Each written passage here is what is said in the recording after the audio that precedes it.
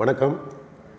Masters association of sports Tamil Nadu அமைப்பினுடைய பொதுச் செயலாளர் கார்த்திகேயன் பேசுகிறேன். உங்களால் சந்திக்கையில் மகிழ்ச்சி அடைகிறேன்.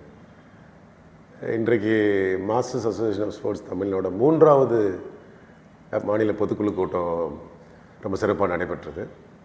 அதில் chief guest sir mister Arumpandian sir, என் special guest doctor Vipin scans Nellai Samathanapuram Vinolini Niveda மேடல்லாம் வந்து சிறப்பிச்சிருந்தாங்க. மற்றும் நிறைய வேறு எல்ஐசியிலேருந்து branch manager mister Paramasivam sir, அது போன்ற விளையாட்டில் ஆர்வத்தோடு ஆதரவு அளிக்கக்கூடிய நண்பர்கள்லாம் எல்லோரும் வந்து சிறப்பித்தாங்க.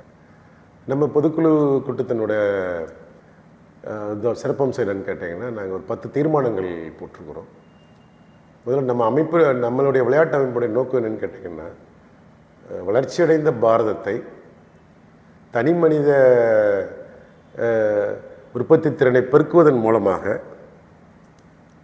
வலுவான தொழில் வளம் பெரிய இந்திய தேசத்தையும் தமிழ்நாடையும் உருவாக்கணும் என்ற ஒரு உயர்ந்த லட்சியத்தில் தான் எல்லா மக்களையும், மாணவர்கள் மட்டுமல்லாது, இளைஞர்கள் மட்டுமல்லாது எல்லா பொதுமக்களுக்கும் விளையாடுறதுக்கு வாய்ப்பும் கொடுக்கணும் அப்படின்ற எண்ணத்தில் தான் நம்ம அமைப்பை வந்து ஆரம்பித்து கிட்டத்தட்ட ஒரு 5 ஆண்டுகளுக்கு மேலாக அரசாங்கத்தில் முறையாக பதிவு பெற்று, மத்திய அரசாங்கத்திலேயும் முறையாக இன்கம் டேக்ஸ் டிபார்ட்மெண்ட்லலாம் 8 டிஜிட் NIC போன்ற சர்டிஃபிகேட்ஸ்லாம் வாங்கி சிறப்பாக செயல்பட்டு வரோம்.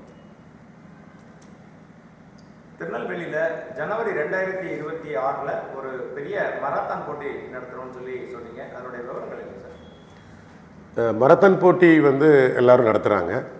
எல்லாம் ஆர்வமாக தமிழ்நாட்டிலேருந்து எல்லாம் சிறப்பாக கலந்து கொள்கிறாங்க. பட் நம்ம அமைப்பினுடைய நோக்கத்தையும் நம்மளுடைய லட்சியத்தையும் வந்து மையப்படுத்தி தான் நாங்கள் வந்து விளையாட்டுப் போட்டிகள் நடத்திட்டு வர்றோம். அதன் அடிப்படையில் திருநெல்வேலியில் நெல்லை, தூத்துக்குடி, தென் மாவட்டங்கள், இதை நாங்கள் எதுக்கு தென் மாநிலத்தை நாங்கள் எதுக்கு தேர்ந்தெடுத்தோம்னு கேட்டிங்கன்னா, இன்றைக்கி தொழில் வளத்தில் வட தமிழகத்தை போன்று தென் தமிழகமும் பெருக்கணும் அப்படின்னா இங்கே உள்ள இளைஞர்கள் மக்களுடைய ஒருங்கிணைந்த ஒரு பங்களிப்பு தேவை.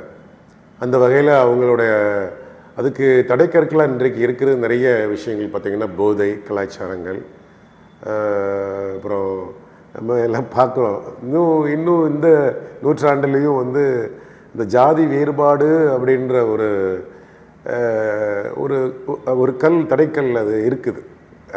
அதெல்லாம் நம்ம நீக்கணும் அப்படின்னா, ஜாதிகள் இல்லையடி பாப்பா அப்படின்ற டைட்டில் மூலமாக பாரதியாரோட வணங்கி நாங்கள் அவரை முன்னிலைப்படுத்தி நாங்கள் அந்த மாரத்தான் போட்டியை எல்லா கல்லூரி மாணவர்களும் கலந்து கொண்ட அளவுக்கு மிக பிரம்மாண்டமாக நடத்தணும்னு திட்டமிட்டிருக்கோம். கிராம பாரம்பரிய விளையாட்டுகளை பற்றி சொன்னீங்க சார். இளவட்டக்கல் தூக்குதல், ரேக்லார் ரேஸ், இதுக்கு முக்கியத்துவம் கொடுக்கறது வந்து ஒரு சிறப்பாக பார்க்குறோம் நாங்கள். அதை பற்றி கொஞ்சம் விவரங்களை சொல்லுங்கள் சார். கண்டிப்பாக சார். அதாவது எல்லா விளையாட்டு அமைப்புகள் இப்போ பார்த்திங்கன்னா, association, Indian Olympic association, Tamil Nadu Olympic association மற்றும் நிறைய இண்டிவிஜுவல் ஸ்போர்ட்ஸ் அசோசியேஷன்ஸு, அப்புறம் வந்து எங்களை மாதிரி அரசாங்கத்தில் பதிவு பெற்ற விளையாட்டு சங்கங்கள் நடத்துகிறாங்க போட்டிகள். நம்ம அமைப்பினுடைய மாஸ்டர் அசோசியேஷன் ஆஃப் ஸ்போர்ட்ஸ் அமைப்பினுடைய முக்கிய நோக்கமே கிராமத்து வளர்ச்சி என்பது காந்தியடிகள் சொன்ன மாதிரி கிராமத்திலேருந்து நம்ம துவக்கணும். ஸோ வளர்ந்த நகரங்களில் இன்றைக்கி வந்து எல்லாமே இன்றைக்கி நல்ல வசதி வாய்ப்புகள் இருக்குது. அரசாங்கம் எல்லாம் பண்ணி கொடுத்துருக்குறாங்க. SDAT ஸ்டேடியத்தை எடுத்துக்கலாம், பேட்மிண்டன் கோர்ட்லேருந்து எல்லா வகையான இதுவுமே sports development authority of Tamil Nadu அவங்க சிறப்பாக செஞ்சுட்டு வர்றாங்க. மாண்புமிகு உதயநிதி ஸ்டாலின் அவர்களுடைய அறிவுரையின் பேரில். பட் நம்ம கிராமப்புறங்களில் நீங்கள் எடுத்துக்கிட்டிங்கன்னா, எங்களுக்கு வந்து அந்த கிராமத்தினுடைய ஒன்றிய அந்த தமிழ் மண் சார்ந்த அந்த கலாச்சார பண்பாட்டு சார்ந்த விளையாட்டுகளை நிறைய ஆண்கள் பெண்கள் நிறைய விளையாட்டுகள் இருக்குது. உதாரணமாக இளவட்டக்கல் மிகப்பெரிய, இன்றைக்கி வலுத்தூக்கல்னு சொல்கிறோம். அதுக்கெல்லாம் வந்து ஆதாரம் வந்து பார்த்திங்கன்னா இளவட்டக்கல் தான். அந்த காலத்தில் இளவட்டக்கல் தூக்கிட்டாங்கன்னா அந்த கிராமத்தில் அவர் ஒரு மிகப்பெரிய ஒரு கௌரவமிக்க தலைவர் அவர். ஸோ அந்த விளையாட்டையும், அப்புறம் ரேக்லார் ரேஸ்ன்னு சொல்லக்கூடிய நம்மளுடைய விவசாய நம்ம தமிழ் பூர்வக்குடிகளோட வந்து குலத்தொழிலான விவசாயத்துக்கு உதவி செய்யக்கூடிய காளை மாடுகள், அந்த மாடுகளை வச்சு நடத்தக்கூடிய விளையாட்டு போட்டிகளான ரேக்லார் ரேஸு, இதெல்லாம் நிறைய கிராமங்களில் இன்றைக்கும் கிராமத்து இளைஞர்கள் வந்து அவங்களுக்கு இயன்ற அளவு நடத்திட்டு வர்றாங்க. அதை ஒரு முறைப்படுத்தி நெறிப்படுத்தி அவங்களுக்கு சான்றிதழ்கள்லாம் வழங்கக்கூடிய அளவுக்கு பதிவு பெற்ற சங்கமான நம்ம வந்து இது ஒரு முத்தாய்ப்பாக முன்னெடுப்பாக நாங்கள் இதை வந்து முதல்ல துவக்கி நெல்லையில் அதை நாங்கள் நடத்தலான்ட்டு இருக்கிறோம். ஒலிம்பிக் கமிட்டி, இன்டர்நேஷனல் ஒலிம்பிக் கமிட்டியோடைய அங்கீகாரம் பெற்ற அமைப்புகளோட தான் நீங்கள் செயல்பட்டு தொடர்பு வச்சுக்கிறோம். அதே மாதிரி தமிழ்நாடு ஸ்போர்ட்ஸ் அசோசியேஷனுடைய பிரசிடென்ட்டோடையும் நீங்கள் இணைஞ்சு பணியாற்றிட்டு வரீங்க. அவங்கள்ட்ட எல்லாம் என்ன மாதிரியான உதவிகளை இந்த மண் சார்ந்ததும் மற்ற விளையாட்டு போட்டிகளை நடத்துறதுக்கும் நீங்கள் எப்படி ஒருங்கிணைஞ்சு செயல்பட்டு வரீங்க சார்? சார் இன்றைக்கு நம்ம கொஞ்சம் பறந்து விரிந்து சிந்திச்சோம்னா இந்த குளோப் எடுத்துக்கலாம், உலகம் எடுத்துக்கலாம். ஸோ இந்த உலகத்தில் வந்து விளையாட்டு அப்படிங்கிறத வந்து வந்து நம்ம கண்ட்ரோல் பண்ணக்கூடிய ஒரு அமைப்புனா இன்டர்நேஷ்னல் ஒலிம்பிக் கமிட்டி, ஐஓசி, ஜெனீவாவில் இருக்குது, சுவிட்சர்லாந்தில் இருக்கு இல்லைங்களா. ஸோ அவங்க தான் இன்றைக்கி எல்லா வகையான ஒலிம்பிக் போட்டிகள், காமன்வெல்த் போட்டிகளுக்குமே அவங்க செயல் திட்டங்கள், திட்ட வடிவங்கள், ரூல்ஸு, ரெகுலேஷன்ஸு எல்லாமே அவங்க தான் பண்ணி அவங்க நடத்திட்டு வர்றாங்க. ஸோ அந்த விதிமுறைகளை பின்பற்றி தான் இன்றைக்கு எந்த விளையாட்டு அமைப்பும் நடத்தி ஆகணும். ஸோ அந்த வகையில் இன்டர்நேஷ்னல் மாஸ்டர்ஸ் கேம்ஸ் அசோசியேஷன் அப்படின்ற ஒரு அமைப்பு, அதுவும் ஜெனீவாவை தலைமையிடமாக கொண்டு அவங்க செயல்பட்டு வர்றாங்க. அதாவது இன்டர்நேஷ்னல் ஒலிம்பிக் கமிட்டியோட அங்கீகாரம் பெற்றது, அங்கீகாரம் பெற்ற ரெகக்னைஸ்டு அசோசியேஷன் தான் international masters games association. So இந்த இன்டர்நேஷ்னல் மாஸ்டர்ஸ் கேம்ஸ் அசோசியேஷனோட விதிமுறைகளை பின்பற்றி தான் நாங்கள் வந்து நம்ம தமிழ்நாட்டிலையும் இந்திய லெவல்லையும் தேசிய லெவல் விளையாட்டு போட்டிகள் நாங்கள் நடத்திட்டு வர்றோம். இன்டர்நேஷ்னல் போட்டியில் கூட நாங்கள் கலந்துட்டு வரோம். உதாரணமாக 2023 தென்கொரியாவில் வந்து இந்த இன்டர்நேஷ்னல் மாஸ்டர்ஸ் கேம்ஸ் நடத்தின உலகளாவிய விளையாட்டு போட்டிகளில் ஆசியா பசிபிக் மாஸ்டர்ஸ் கேம்ஸில் நம்ம அமைப்பை சார்ந்த திரு மாரியப்பன், அவர் வந்து இன்றைக்கி special sub inspector of police from Theni, அவர் கலந்து கொண்டு வெள்ளிப்பதக்கம் வாங்கினார் ஹேமர் த்ரோவில். அதே மாதிரி நம்ம அமைப்பின் மூலமாக இப்போ வந்து கார்த்திகேயன் ஐயா நானும் வந்து தென்கொரியாவில் போய் பளுத்துக்குதல் விளையாட்டு போட்டியில் வந்து 102 கிலோ இடைப்பிரிவில் 45 வயதுக்கு மேற்பட்ட வயது பிரிவில் தங்கப்பதக்கம் வென்றேன். அதுக்கு நம்மளுடைய அமைப்புக்கும் தமிழ் மாநில அரசுக்கும் மத்திய அரசுக்கும் என்றைக்குமே நம்ம வந்து நன்றி கடன் பட்டிருக்கோம். பயிற்சிகள் எல்லாம் கொடுத்தாங்க. ஸோ அந்த கிராமப்புற இதில் நம்ம நகர்ப்புறத்தில் இருக்கிறோம், ஈஸியாக பெற்றுடுறோம். கிராமப்புற மக்களும் இதில் கலந்து கொள்ளணும், உலகளவில் நம்ம தமிழ்நாடு முன்னிலைக்கு வரணும் அப்படின்னா நம்ம கிராமப்புறம் சார்ந்த வளர்ச்சி சார்ந்த அங்கே உள்ள இளைஞர்களை ஊக்குவிக்கிற மாதிரி நம்ம இன்னும் சில தீர்மானங்கள் கூட போட்டிருக்கிறோம்.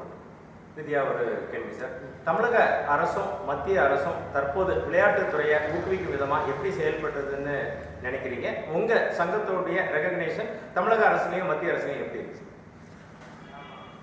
சார்? மாண்புமிகு மத்திய விளையாட்டுத்துறை அமைச்சர் மான்சுக் மண்டவியாஜி, மாண்புமிகு மத்திய இணையமைச்சர் ரக்ஷா நிகில் கணேசி மேடம், மாண்புமிகு தமிழக விளையாட்டுத்துறை அமைச்சர் மாண்புமிகு உதயநிதி ஸ்டாலின் அவர்களும் விளையாட்டுத்துறை சார்ந்த எந்த கோரிக்கையுமே அவங்க வந்து சரியான முறையில், கனிவான முறையில் செஞ்சு கொடுத்துட்டு வர்றாங்க.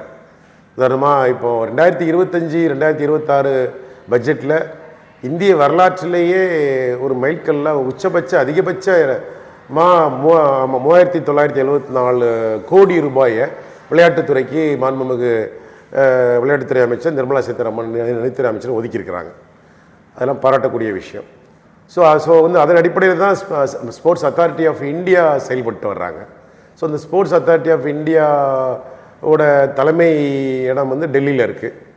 அதோட இந்தியன் ஒலிம்பிக் கமிட்டியோட சேர்மன் பிடி உஷா மேடம், ஸ்போர்ட்ஸ் சாயோட டைரக்டர்ஸ், அவங்களோட வழிகாட்டுதலின் பேரில் இந்தியா ஃபுல்லாக வந்து இளைஞர்களை ஊக்குவிக்கிறதுக்கு இலவசமாக பயிற்சி கொடுக்கறதுக்கு வந்து எல்லா மாநிலங்களையும் அந்த அதை சென்டர்ஸ் பயிற்சி மையங்களை வச்சுருக்காங்க. நம்மளுடைய கோரிக்கை, நம்மளுடைய நோக்கம் தமிழகத்துலேயும் அதே மாதிரி ஒரு மத்திய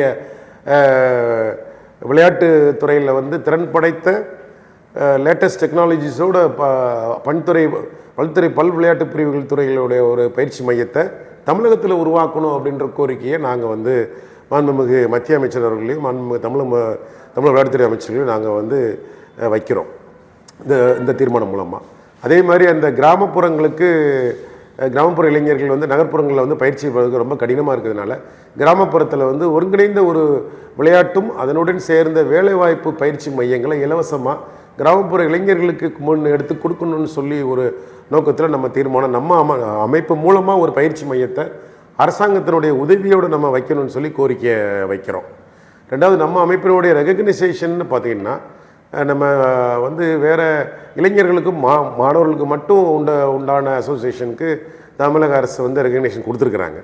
நம்மளை போன்ற அனைத்து தரப்பு பொதுமக்களும் வந்து விளையாண்டால் தான் தொழில் வளம் பெருக்கும், உற்பத்தி திறன் பெருக்கும், உடல்நலமும் மனநலமும் நல்லாங்கிறது நல்ல வேலை செய்ய முடியும்.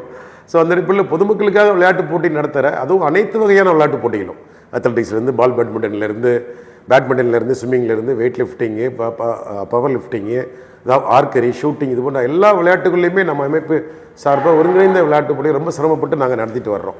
அப்படி வரும்பொழுது அந்த ஒவ்வொரு கிரவுண்டு சார்ஜஸ் வந்து பல ஆயிரக்கணக்கில் லட்சக்கணக்கில் நாங்கள் கட்ட வேண்டியது இருக்குது, அந்த அந்த கட்டணத்தை. ஸோ அந்த கிராமப்புறத்துலேருந்து நிறைய மக்கள் கலந்து கொள்வதற்கு அது ஒரு தடையாக இருக்குது. ஸோ அதை வந்து நம்ம மாண்புமிகு தமிழக முதலமைச்சரும் மாண்புமிகு தமிழக துணை முதலமைச்சரும் ஸ்போர்ட்ஸ் டெவலப்மெண்ட் அத்தாரிட்டி ஆஃப் தமிழ்நாடுக்கு உரிய அந்த ஒரு அறிவுரைகளை வழங்கி அந்த கட்டண விலக்க ஒரு இலவசமாக விளையாட்டை வந்து ஒரு சேவை அடிப்படையில், கல்வி மருத்துவம் போன்று அந்த ஒரு சேவை அடிப்படையில் வழங்கினாதான் அனைவரும் நன்றாக உடல்நலம் மனநலத்தோடு நம்மளுடைய தமிழ்நாட்டை வந்து இந்திய அளவில் தொழில்துறையில் முன்னாடியாக கொண்டு வர முடியும். நம்ம அமைப்பும் அதுக்கு உறுதுணையாக பணியாற்றும் அப்படின்ற ஒரு நோக்கத்தில் நாங்கள் பண்ணுறோம். இதில் வந்து டெல்லியில் இப்போ நாங்கள் வருகிற மத்திய அரசை பொறுத்தவரை டெல்லியில் நாங்கள் வந்து வருகிற 2026, 2027 இன்டர்நேஷ்னல் மாஸ்டர்ஸ் கேம்ஸ் ஒன்று நடத்தணும், நம்ம அமைப்பு மூலமாக நடத்தணும்னு சொல்லி நம்ம திட்டமிட்டுருக்கிறோம். அதற்கும் நாங்கள் வந்து அரசை அணுகி அதுக்குண்டான உதவிகளை நாங்கள் வந்து கோரிக்கையாக முன்வைக்கலான் இருக்கிறோம். இது போன்ற விளையாட்டுத்துறை சேவைகளில் இன்றைக்கு யாரோ விளையாடுற மட்டும் இல்லை, எல்லா பொதுமக்களும் உங்களை போன்ற பத்திரிகைத்துறை நண்பர்களும் அனைவரும் நம்ம எல்லாருமே விளையாண்டு நம்ம நல்ல ஒரு முன்மாதிரியாக இருந்தால் தான் அது மாணவர்களுக்கும் நம்மளுடைய குழந்தைகளுக்கும் போதை இல்லாத கலாச்சாரத்தையும், இந்த செல்ஃபோன், சினிமா, மோகம், ஜாதி சமய வேறுபாடுகள், இது மாதிரிலாம் ஒரு முட்டுக்கட்டைகள் இல்லாத ஒரு வாழ்வியலை நம்ம வாழ முடியும் என்பது எங்களுடைய விளையாட்டு அமைப்பினுடைய தாழ்மையான கருத்து. நன்றி, வணக்கம்.